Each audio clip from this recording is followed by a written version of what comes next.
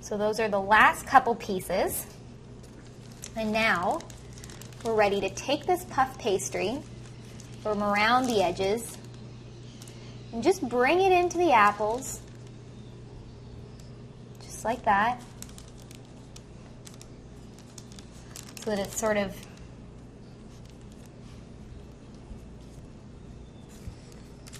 keeps them all together.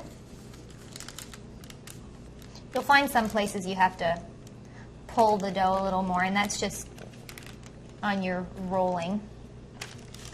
Certain areas you may have applied more pressure than others. The side's a little bit short. I'm going to adjust that up like that. Curl the edges in nicely, but it is a rustic tart, so it's just fine like that.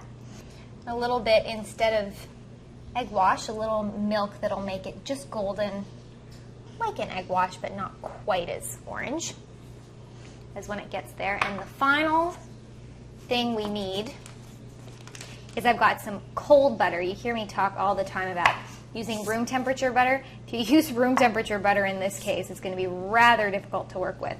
So I'm just cutting it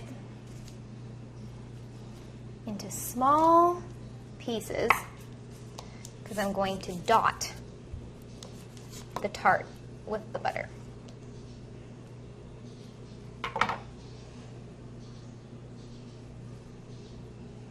And that's going to really get the caramelized flavor. It's hard to pick out.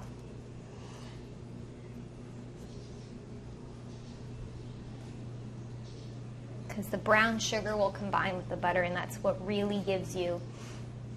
Okay, do you ever remember coming across a really, really good apple crumble and you say, wow, this topping is really fantastic? Well, it wasn't the oats and it wasn't the sugar, it was the sugar and the butter together. It's a bit of a big piece, huh? Cut that down.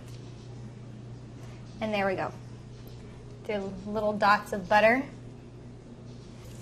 Now that is ready to go into a 375-degree oven for 40 minutes.